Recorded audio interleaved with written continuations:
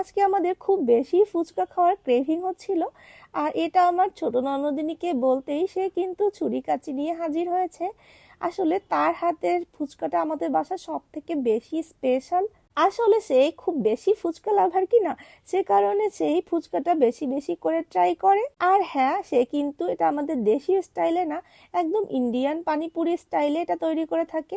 আর এজন্য যত সব মশলা দরকার সে কিন্তু সব ইন্ডিয়া থেকে নিয়ে এসেছে, অনেক অনেক মশলা। আর ননদিনীকে বলতেই সে কিন্তু আমাদের জন্য রেডি করতে শুরু করে দিয়েছিল। তো ভাবলাম সে একা একা শীতের মধ্যে ফুচকা বানাবে কেন, আমিও একটু তাকে হেল্প করি। তো বেচারি পেঁয়াজ কাটতে গিয়ে কেঁদে কেটে একদম একাকার করে ফেলেছিল। তারপর অনেক সুন্দর করে ফুচকার আলু ভর্তা করেছে। আর এই দারুণ টকটা বানিয়েছিল, এটা কিন্তু একদম ইন্ডিয়ান স্টাইলে বানানো হয়েছে। সাথে আমি শীতের রাতে গরম গরম কিছু ফুচকা ভেজে নিচ্ছিলাম, আসলে তাকে একটু হেল্প করার জন্যই আর কি। বাকিরা সবাই লেপের মধ্যে বসে আড্ডা দিচ্ছিল। তো যাই হোক, এবার আমাদের ফুচকা পার্টি শুরু হবার পালা। এখানে সব ইনগ্রিডিয়েন্টস মোটামুটি রেডি করা হয়েছে। আর এই যে দেখো, আমরা সবাই একদম বসে পড়েছি বিছানায়।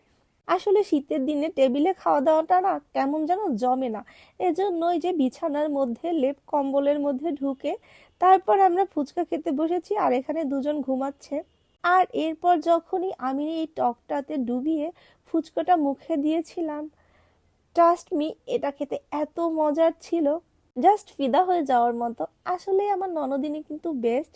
আর এরপর সবাই এক এক করে ফুচকা খাচ্ছিল আর অনেক অনেক প্রশংসা করছিল। আসলে প্রথমবার যখন ইন্ডিয়াতে গিয়ে এই ফুচকাটা ট্রাই করেছিলাম না, আমার না অতটাও ভালো লাগেনি।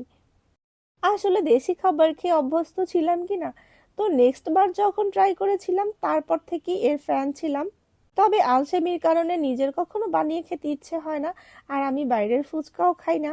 তো মজার ব্যাপার হচ্ছে কি জানো, আমরা ফুচকা খেতে খেতে খাটটাই পুরো ভেঙে ফেলেছিলাম।